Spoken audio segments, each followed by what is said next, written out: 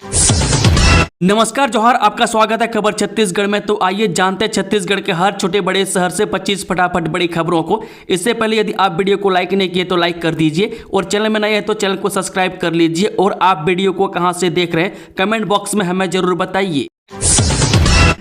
महतारी बंधन योजना की 15वीं किस्त जारी, जिनका भुगतान अटका उन्हें जल्द करना होगा ये काम। छत्तीसगढ़ में इस बार महीने की पहली तारीख को ही महतारी बंधन योजना की 15वीं किस्त जारी हो गई। महिला एवं बाल विकास विभाग ने प्रदेश की 69,32,000 से अधिक महिलाओं को कुल 648 करोड़ 38 लाख रुपए की सहायता राशि उनके बैंक खाते में भेजी गई। हालांकि कई महिलाओं के लिए इस बार इस राशि का भुगतान नहीं हुआ है। जिन महिलाओं को राशि का भुगतान नहीं हुआ उन्हें फटाफट क्या करना होगा आइए जानते हैं। दरअसल इस बार कई महिलाओं के इस योजना की 15वीं किस्त का लाभ नहीं मिल पाया। इसका बड़ा कारण उनके आधार कार्ड का अपडेट न होना बताया जा रहा है। महिला एवं बाल विकास विभाग के अफसरों ने बताया कि आधार कार्ड को हर 10 वर्षों में अपडेट करना जरूरी है। कई हितग्राहियों का भुगतान आधार इनएक्टिव होने के कारण निरस्त किया गया। ऐसे हितग्राहियों को आधार केंद्र में जाकर पहचान और निवास प्रमाण पत्र के साथ आधार अपडेट कराना जरूरी है।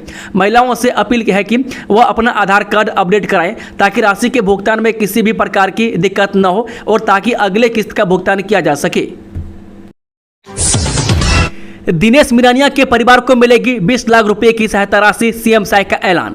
जम्मू कश्मीर के पहलगाम में 22 अप्रैल को हुए दर्दनाक हादसे में छत्तीसगढ़ के रायपुर के निवासी दिनेश मिरानिया की आतंकी हमले में जान चली गई। अब प्रदेश के मुख्यमंत्री विष्णुदेव साय ने गहरा दुख जताया और पीड़ित परिवार के लिए 20 लाख रुपए की आर्थिक मदद का ऐलान किया। सीएम ने सोशल मीडिया प्लेटफॉर्म एक्स पर लिखा, पहलगाम में बीते 22 अप्रैल को आतंकी हमले में रायपुर के श्री दिनेश मिरानिया जी की हत्या अत्यंत पीड़ादायक है। यह अपूरणीय क्षति है। छत्तीसगढ़ के युवाओं को शानदार मौका, सुशासन फेलोशिप शुरू, जानिए कैसे करें आवेदन। छत्तीसगढ़ सरकार ने राज्य के युवाओं को शासन और नीति निर्माण की प्रक्रिया से जोड़ने के लिए एक ऐतिहासिक पहल करते हुए मुख्यमंत्री सुशासन फेलोशिप कार्यक्रम की शुरुआत की है। यह कार्यक्रम भारतीय प्रबंधन संस्थान रायपुर और छत्तीसगढ़ सरकार के सुशासन एवं अभिसरण विभाग के सहयोग से चलाया जाएगा। यह 2 वर्षीय MBA डिग्री कार्यक्रम विशेष रूप से छत्तीसगढ़ के मूल निवासियों के लिए तैयार किया गया ताकि राज्य की प्रतिभाओं को प्रशासन में योगदान देने का अवसर मिल सके। आत्मसमर्पित नक्सलियों को प्रधानमंत्री आवास योजना की पहली किस्त जारी, 2500 परिवारों को मिला लाभ। जीएम मुख्यमंत्री विष्णुदेव साय ने आज आत्मसमर्पित नक्सलियों और नक्सल हिंसा से प्रभावित 2500 परिवारों के बैंक खातों में प्रधानमंत्री आवास योजना की पहली किस्त की राशि अंतरित की।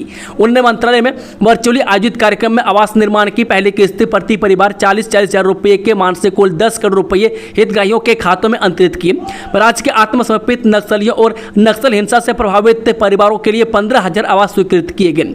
बता दें कि प्रधानमंत्री आवास योजना में विशेष परियोजना के तहत आज जिन 2500 आत्मसमर्पित नक्सली और नक्सल प्रभावित परिवारों के खातों में आवास निर्माण के लिए राशि अंतरित की गई, उनमें सर्वाधिक 809 परिवार सुकमा जिले के हैं। बीजापुर जिले के ऐसे 594, नारायणपुर के 316, बस्तर के 202, दंतेवाड़ा के 180, कोंडागांव के 166 और कांकेर के 138 परिवारों को आवास निर्माण के लिए राशि जारी की गई है। डिजिटल घड़ी बनाइए, 5 लाख घर ले जाइए, क्या है रेलवे की यह अनूठी राष्ट्रीय प्रतियोगिता, जानिए पूरी डिटेल्स। जो भारतीय रेल ने इनाम जीतने का मौका दिया, इसके लिए प्रतिभागियों को डिजिटल घड़ी डिजाइन करनी होगी। भारतीय रेल के लिए यह मौका काफी खास है। 5 लाख का पुरस्कार जीतने के लिए दरअसल नवाचार भारतीय रेल का है। भोपाल मंडल ने इसको लेकर तैयारियां जारी की है। रेलवे बोर्ड द्वारा एक अनूठी राष्ट्रीय प्रतियोगिता का आयोजन किया गया, जिसमें आज नागरिकों को भारतीय रेल के लिए नई डिजिटल घड़ी डिजाइन करने का आमंत्रण दिया गया। भारतीय रेल की ओर से देश भर के सभी रेलवे स्टेशनों पर एक समान डिजिटल ब्लॉक स्थापित करने की योजना बनाई गई है। इस दिशा में घड़ी की डिजाइन को लेकर पहली बार राष्ट्रीय स्तर की प्रतियोगिता आयोजित की जा रही है, जो आम जनता, स्कूली छात्रों एवं कॉलेज यूनिवर्सिटी विद्यार्थियों के लिए एक सुनहरा अवसर मिलेगा। मुख्यमंत्री विष्णुदेव साय 3 मई को करेंगे पंजीयन, यानी कि रजिस्ट्री विभाग की 10 नवीन सुविधाओं का शुभारंभ। जी हां, मुख्यमंत्री विष्णुदेव साय 3 मई को नवा रायपुर में आयोजित कार्यक्रम में पंजीयन यानी कि रजिस्ट्री विभाग की नवाचार आधारित 10 नवीन सुविधाओं का शुभारंभ और मेसर्स रैंक बैंक द्वारा प्रस्तावित अत्याधुनिक AI डाटा सेंटर का शिलान्यास भी करेंगे। यह कार्यक्रम राज्य के डिजिटल बुनियादी ढांचे को सुदृढ़ बनाने और आम नागरिकों को पारदर्शी, सरल तथा तकनीकी सुलभ सेवाएं प्रदान करने की दिशा में बेहद महत्वपूर्ण कदम होगा। पंजीयन विभाग द्वारा आम नागरिकों की सुविधा, पारदर्शिता और दस्तावेजों की सुरक्षा के उद्देश्य से पंजीयन प्रणाली को पूरी तरह डिजिटल और सरल बनाया गया है। इन सुविधाओं में आधार आधारित प्रमाणीकरण, ऑनलाइन सर्च एवं डाउनलोड, कैशलेस भुगतान, डिजी लॉकर, व्हाट्सएप नोटिफिकेशन, घर बैठे रजिस्ट्री, डिजी डॉक्यूमेंट, स्वतः नामांतरण जैसी तकनीकी सेवाएं शामिल हैं। इन सुविधाओं से रजिस्ट्री प्रक्रिया पेपरलेस, सुरक्षित और नागरिकों के लिए सहज हो सकेगी। मैं आम नागरिक रजिस्ट्री से जुड़ी सेवाएं घर बैठे प्राप्त कर सकेंगे, जिससे समय, श्रम और धन की बचत होगी। छात्रों को मिलेगा दूसरा मौका, जुलाई में फिर से परीक्षा। गर्मी की छुट्टियों में होगी पढ़ाई, असफल छात्रों के लिए नई राह। जो 15 वर्षों बाद आयोजित की गई कक्षा 5वीं और 8वीं की केंद्रीकृत बोर्ड परीक्षाओं के नतीजे गुरुवार को घोषित किए गए। इस बार जिले में 5वीं कक्षा का परीक्षा परिणाम 88% रहा, जो कि काफी उत्साहजनक है। वहीं 8वीं कक्षा में 78% विद्यार्थी ही सफल हो पाए, जिससे शिक्षा विभाग थोड़ा चिंतित नजर आ रहा है। परीक्षा परिणामों के विश्लेषण के बाद जिला परीक्षा विभाग ने निर्णय लिया है कि जो विद्यार्थी परीक्षा में असफल हुए उन्हें गर्मी की छुट्टियों के दौरान विशेष कक्षाओं के माध्यम से पुनः शिक्षित किया जाएगा। इसके बाद जुलाई में दोबारा परीक्षा आयोजित की जाएगी, जिससे वे छात्र भी अगले कक्षा में प्रवेश ले सकेंगे। ग्रामीणों ने शुरू किया नशा मुक्ति अभियान, अवैध शराब बनाने और बेचने वालों के विरुद्ध कार्रवाई की मांग। जे कच्ची शराब को लेकर कोरबा के एक गांव के लोग अब निश्चय किए हैं कि जो भी शराब बनाकर पिएगा और बेचेगा उसके विरुद्ध कार्रवाई की जाएगी। ग्रामीण इसे लेकर जन जागरण अभियान भी चला रहे हैं। छत्तीसगढ़ में सुशासन त्योहार चल रहा है। प्रशासनिक और पुलिस अधिकारी ग्रामीण के बीच पहुंचकर उन्हें जनहित से जुड़ी जानकारी प्रदान कर रहे हैं। इसी दरमियान कोरबा जिले के हरदी बाजार थाना अंतर्गत आने वाले ग्राम धतूरा में ग्रामीणों ने शराबबंदी का आवेदन दिया। ग्रामीणों का मानना है कि कच्ची शराब स्वास्थ्य के लिए अत्यंत हानिकारक है, क्योंकि इसमें डिग्री नहीं होती, इसके सेवन से जान चली जाती है। जीएसटी संग्रह में अग्रणी राज्य बना छत्तीसगढ़, केरल, पंजाब और बिहार जैसे राज्यों को पछाड़ा। अप्रैल 2025 में वस्तु एवं सेवा कर यानी कि जीएसटी संग्रहण में छत्तीसगढ़ ने उल्लेखनीय उपलब्धि हासिल की है। छत्तीसगढ़ ने 4135 करोड़ का जीएसटी संग्रहण कर देश के शीर्ष 15 राज्यों की सूची में अपनी जगह बनाई है। जीएसटी संग्रहण के मामले में छत्तीसगढ़ ने केरल, पंजाब, बिहार और खनिज संसाधनों से भरपूर झारखंड जैसे राज्यों को भी पीछे छोड़ दिया है। हॉस्पिटल में अनोखी शादी, बीमार दुल्हन को गोद में उठाकर दूल्हे ने लिए 7 फेरे। मध्य प्रदेश के राजगढ़ जिले के व्यावरा शहर में अक्षय तृतीया के पावन अवसर पर एक दिल छू लेने वाली शादी हुई। कुंभ राज्य निवासी नंदनी की तबीयत शादी से पहले बिगड़ने के कारण उन्हें पंजाबी नर्सिंग होम में भर्ती कराया गया, जहां डॉक्टर ने टाइफाइड के चलते उन्हें बेड रेस्ट की सलाह दी। शुभ मुहूर्त को देखते हुए दूल्हा आदित्य सिंह ने तय समय पर ही विवाह करने का निश्चय किया। हॉस्पिटल प्रबंधन की अनुमति से ओपीडी वार्ड को मंडप में बदला गया। आदित्य ढोल नगाड़ों और बारात के साथ अस्पताल पहुंचा और नंदनी से वैदिक विधि से विवाह किया। खास पल तब आया जब दूल्हे ने चलने में असमर्थ दुल्हन को गोद में उठाकर 7 फेरे लिए। हाईकोर्ट का ऐतिहासिक फैसला, शादी में मिले गहने और नगद है महिला की निजी संपत्ति, कहा तलाक के बाद लौटाना अनिवार्य। केरल हाईकोर्ट ने महिलाओं के संपत्ति अधिकारों को मजबूत करते हुए एक महत्वपूर्ण फैसला सुनाया। कोर्ट ने स्पष्ट किया कि विवाह के दौरान उपहार में मिले गहने और नगद स्त्री धन यानी महिला की निजी संपत्ति है और तलाक के बाद इन्हें लौटाना अनिवार्य है। आरकेएम पावर प्लांट के मजदूरों का धरना प्रदर्शन शुरू, 12 घंटे की ड्यूटी घटाकर 8 घंटे करने की मांग। आरकेएम पावर प्लांट सिंघितराई में कार्यरत मजदूरों ने शनिवार को प्लांट के मुख्य गेट के सामने जोरदार धरना प्रदर्शन शुरू कर दिया।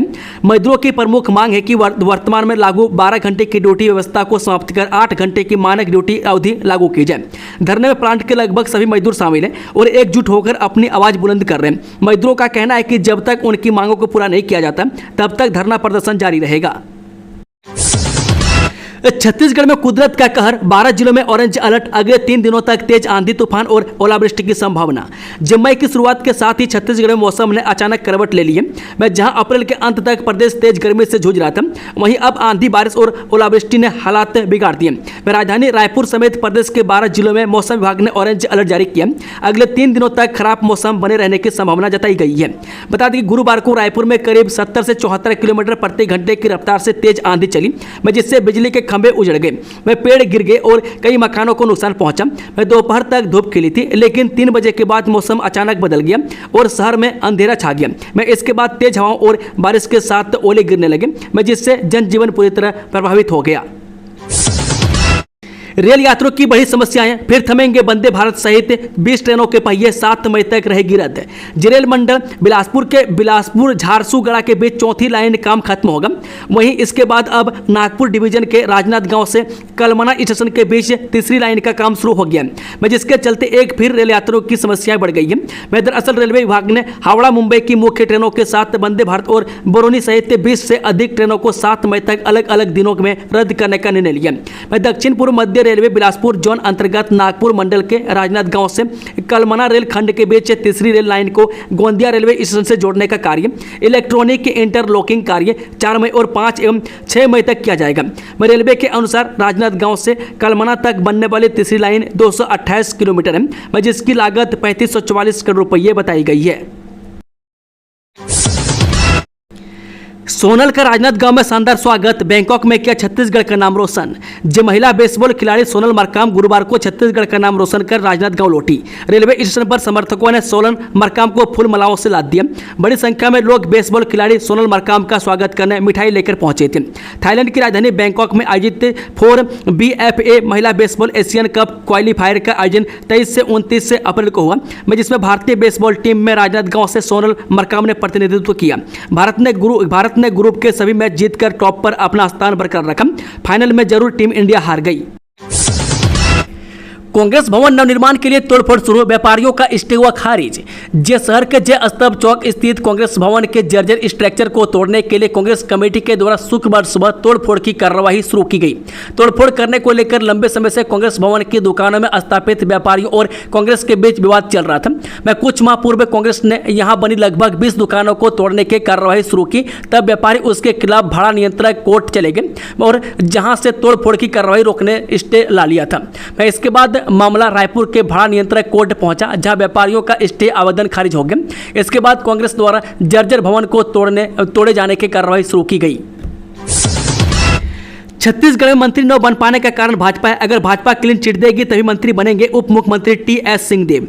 जी पूर्व उप मुख्यमंत्री टीएस सिंहदेव ने कहा कि एआईसीसी से 40 दिन का कार्यक्रम आया हुआ है, जिसके तहत जगह जगह प्रदर्शन किया जा रहा है। उन्होंने कहा कि नक्सलियों से शांति वार्ता समझ में नहीं आती, सशर्त शांति वार्ता के बदले नक्सलियों से हथियार डालने के लिए कहा जाना चाहिए। उन्होंने नक्सलियों के मामले में कहा कि जो अभी सफलता मिल रही है वह कोई एक दिन की नहीं, वर्षों से विभिन्न सरकारों ने प्रयास किया, जिसका फल आज मिल रहा है। पुरानी सरकार के योगदान को नहीं भुलाया जाना चाहिए। अंधेरे में डूबा बिलासपुर, 14,000 से अधिक स्ट्रीट लाइटें बंद, नया टेंडर जारी। जिस शहर में स्ट्रीट लाइटों की खराब स्थिति ने नागरिकों को अंधेरे में जीने पर मजबूर कर दिया।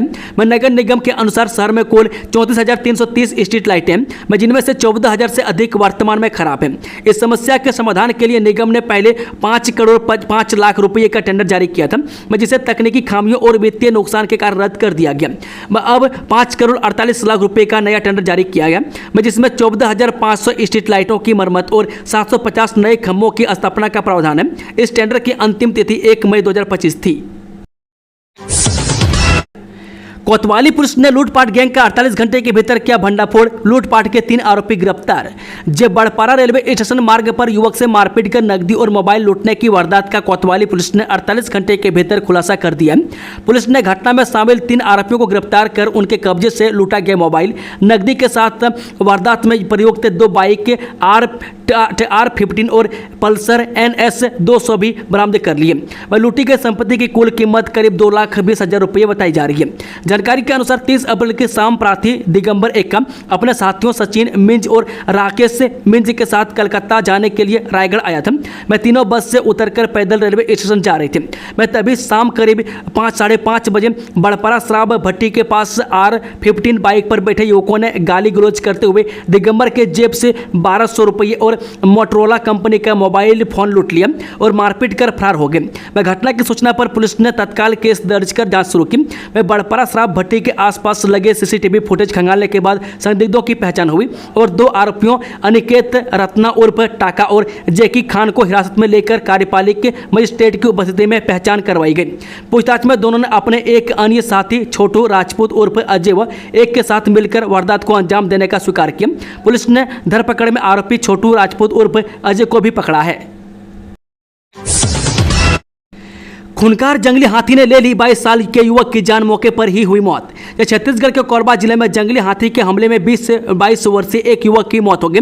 वन विभाग के अधिकारियों ने शुक्रवार को यह जानकारी दी। अधिकारियों ने बताया कि जिले के पासान वन परिक्षेत्र के अंतर्गत कुम्हारी सानी गांव के जंगल में जंगली हाथी ने रामदयाल गोड़ की जान ले ली। उन्होंने बताया कि गोड़ आज सुबह लगभग 6 बजे जब गाँव के बाहरी हिस्से में जंगल की ओर गया था, तब एक जंगली हाथी ने उस पर हमला कर दिया। इस हमले में गोड़ की मौके पर ही मौत हो गई। आंगनबाड़ी निर्माण को लेकर विवाद, ग्रामीणों ने पटवारी को पीटा, ऐसे बची जान। जब पटवारी भागने में सफल रहा, नहीं तो जान संकट में पड़ गई थी।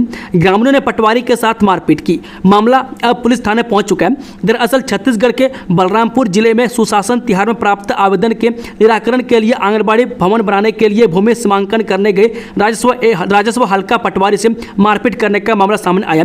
अनुभाग के सभी पटवारी ने सिटी कोतवाली थाना पहुंचकर मामले पर शिकायत दर्ज कराई है और पटवारी के साथ मारपीट करने वाले आरोपियों के विरुद्ध उचित कार्रवाई की मांग की है। मैं फिलहाल पुलिस से मामला दर्ज कर लिया और जांच में जुट गई है। छत्तीसगढ़ का पहला AI data centre park, CM Sai की सौगात, जानिए कितनी है लागत। छत्तीसगढ़ के मुख्यमंत्री विष्णुदेव साय 3 मई 2025 को अटल नगर नवा रायपुर स्थित सेक्टर 22 से एआई डाटा सेंटर पार्क का भूमि पूजन करेंगे। इस AI exclusive data centre park की लागत 1000 करोड़ रुपये होगी। यह 13.5 एकड़ में होगा। इसमें 2.7 hectare area special economic zone को विकास के लिए होगा। उल्लेखनीय है कि दुनिया भर में डाटा सेंटर की मांग तेजी से बढ़ रही है, क्योंकि आर्टिफिशियल इंटेलिजेंस की बुनियादी डाटा सेंटर पर होती है। कांकेर में 3 फरार नक्सली सहयोगी गिरफ्तार, आगजनी की वारदात के बाद से फरार थे। जो नक्सल प्रभावित कांकेर जिले में गुरुवार को 3 नक्सली सहयोगी गिरफ्तार किए गए। तीनों नक्सली सहयोगी साल 2014 से फरार चल रहे थे। कांकेर में सड़क निर्माण कार्य के दौरान हुई आगजनी की वारदात के बाद तीनों आरोपी फरार हुए थे। इस घटना में जेसीबी और हाइबा समेत कई वाहनों को आग के हवाले कर दिया गया था। दबंगों ने पूरे परिवार का क्या सामूहिक बहिष्कार, महिला पर लगाए आरोप। छत्तीसगढ़ के राजनांदगांव जिले के मोहारा पुलिस चौकी अंतर्गत एक गांव में दबंगों ने एक परिवार का सामूहिक बहिष्कार कर दिया। महिला पर चरित्रहीनता का आरोप लगाते हुए दबंगों ने महिला के पूरे परिवार का बहिष्कार कर दिया। इसके बाद इनका हुक्का पानी बंद हो गया। वह पिछले 3 महीने से यह परिवार बहिष्कार का दंश झेल रहे हैं। वह पीड़ित परिवार लगातार शासकीय कार्यालयों के चक्कर काट रहा है। यहाँ तक कि महिला आयोग में भी इसकी शिकायतें पीड़िता ने की, लेकिन इन्हें न्याय नहीं मिल पाया। वह पीड़ित परिवार ने अब एसपी कार्यालय पहुंचकर अपनी शिकायत दर्ज कराई है। दमोह के फर्जी डॉक्टर को छत्तीसगढ़ पुलिस ने किया गिरफ्तार, पूर्व विधानसभा अध्यक्ष की मौत के मामले में होगी पूछताछ। जिले की पुलिस ने पूर्व विधानसभा अध्यक्ष राजेंद्र प्रसाद शुक्ला की सर्जरी के बाद मौत के मामले में फर्जी हृदय रोग विशेषज्ञ नरेंद्र यादव उर्फ नरेंद्र जॉन कैम को मध्य प्रदेश की जेल से गिरफ्तार कर लिया। पुलिस ने बताया कि यह मामला 19 वर्ष से पहले पूर्व विधानसभा अध्यक्ष शुक्ल की सर्जरी के बाद मौत होने से संबंधित है। दरअसल मध्य प्रदेश के दमोह में एक अस्पताल में सर्जरी के बाद 7 मरीजों की मौत की हो गई थी। इस मामले में गिरफ्तार किए गए और वहां की जेल में बंद नरेंद्र यादव ने 2006 में अपोलो अस्पताल में शुक्ल का ऑपरेशन किया था, जिसके बाद उनकी मौत हो गई थी। बिलासपुर के एसएसपी रजनेश सिंह ने बताया कि यादव को बिलासपुर पुलिस ने बृहस्पतिवार को दमोह जिला जेल से गिरफ्तार किया था और आज सुबह उसे यहां लाया गया। वहीं सिंह ने बताया कि यादव की गिरफ्तारी के लिए मुख्य न्यायिक मजिस्ट्रेट अदालत दमोह से अनुमति ली गई थी। फिर उसे मुख्य न्यायिक मजिस्ट्रेट अदालत बिलासपुर से प्राप्त पेशी वारंट के तहत बिलासपुर लाया गया। वेट लिफ्टिंग प्रतियोगिता 67 वर्षीय कमला देवी बनी अंतर्राष्ट्रीय गोल्ड मेडलिस्ट, दुबई में बजाया भारत का डंका। जो उम्र सिर्फ एक संख्या है, यह कहावत महेंद्रगढ़ की कमला देवी मंगतानी ने सच कर दिखाई है। 67 वर्ष की आयु में जब अधिकतर लोग अपने शरीर की सीमाओं को स्वीकार कर बैठते हैं, तब कमला देवी ने अपने अटूट संकल्प, अनुशासन और आत्मबल से न सिर्फ जीवन को चुनौती दी, बल्कि राष्ट्रीय और अंतर्राष्ट्रीय खेल जगत में अपने शहर, राज्य और देश का नाम भी रोशन किया। कमला देवी मंगतानी पिछले 30 वर्षों से डायबिटीज जैसी जटिल बीमारी से जूझ रही है। एक समय था जब डॉक्टर ने इलाज से जवाब दे दिया था और चलने फिरने में असमर्थता के कारण उन्हें बैसाखी थमा दी गई थी। लेकिन जहां एक और शरीर जवाब दे रहा था, वहीं दूसरी ओर उनका मनोबल और आत्मविश्वास नई उड़ान भरने को तैयार था। उन्होंने न केवल बैसाखी को छोड़ा, बल्कि अपने पैरों पर खड़ा होकर चलना शुरू किया। एक एक कदम आगे बढ़ते हुए उन्होंने जीवन के प्रति एक नया नजरिया अपनाया। शराब के नशे में दौड़ाई कार, बाइक में मारी जोरदार टक्कर, पति पत्नी और 3 महीने के बच्चे की मौत। सरगुजा जिला के सीतापुर में NH 43 पर शुक्रवार की सुबह तेज रफ्तार कार और बाइक में जोरदार भिड़ंत हो गई। इस घटना में बाइक सवार पति पत्नी और उनके 3 महीने के बच्चे की मौत हो गई। इस हादसे में कार चालक और उसमें सवार लोगों को भी चोटें आई हैं। घायलों को इलाज के लिए अस्पताल में भर्ती कराया गया है। कौशल विकास बढ़ाने के लिए साय सरकार ने किए 4 अहम MOU। सीएम साय बोले युवाओं को मिलेगा रोजगार। छत्तीसगढ़ के सीएम विष्णुदेव साय प्रदेश के युवाओं का कौशल निखारने के लिए लगातार कार्य कर रहे हैं। मैं इसी कड़ी में आज शुक्रवार को रायपुर 4 महत्वपूर्ण समझौता ज्ञापनों यानी कि MOU पर हस्ताक्षर किए गए। इस दौरान सीएम ने कहा कि साल 2047 तक छत्तीसगढ़ को विकसित राज्य बनाने के लिए युवाओं, महिलाओं और जनजातीय वर्ग को केंद्र में रखकर लगातार योजनाएं बनाई जा रही है। मैं इससे रोजगार के अवसर बढ़ेंगे। रायपुर में पुलिस कर्मियों ने 3 युवकों को लाठी से जमकर पीटा। सवाल के जवाब देने से पहले ही शुरू कर दी गाली गलौज। राजधानी रायपुर में पुलिस कर्मियों ने 3 युवकों को जबरन पिटाई कर दी। वे पीड़ित रात लगभग 11:30 बजे अपने घर के बाहर बैठे हुए थे। इस दौरान पुलिस आई, फिर सवाल के जवाब देने से पहले गाली गलौज और डंडे से पिटाई शुरू कर दी। मैं 2 पुलिस वाले युवकों पर पूरी ताकत से लाठी चलाई। मैं इससे किसी के हाथ तो किसी के पैर फ्रैक्चर हो गए। मैं पूरा मामला टिकरापारा थाना क्षेत्र का है। भारतमाला परियोजना भू अर्जन की जानकारी जिले के वेबसाइट में अपलोड इस तारीख तक कर सकते हैं दावा आपत्ति। रायपुर जिले के भारतमाला परियोजना के अंतर्गत किए गए भू अर्जन की जानकारी रायपुर जिले की वेबसाइट में अपलोड किया गया। इसमें अनुविभागीय अधिकारी एवं भू अर्जन अधिकारी अभनपुर एवं आरंग से प्राप्त निर्धारित प्रपत्र की जानकारी पत्र के साथ संलग्न है। मैं अपर कलेक्टर कीर्तिमान सिंह राठौर ने कहा कि भू अर्जन में आम व्यक्ति को निर्धारित प्रपत्र के अनुसार आम व्यक्ति को शिकायत हो तो संबंधित SDM अभनपुर एवं आरंग और भू अर्जन अधिकारी अभनपुर एवं आरंग कार्यालय में अपनी दावा आपत्ति 15 मई 2025 तक दर्ज करवा सकते हैं। दोस्तों, खबरों का सिलसिला समाप्त होता है। जानकारी पसंद आई तो वीडियो को लाइक, शेयर, चैनल को सब्सक्राइब जरूर कर लें और कमेंट बॉक्स में कमेंट करके बताएं कि आप न्यूज़ को छत्तीसगढ़ के किस कोने में बैठकर देख रहे हैं। Thank you, all the best. जय हिंद, जय छत्तीसगढ़।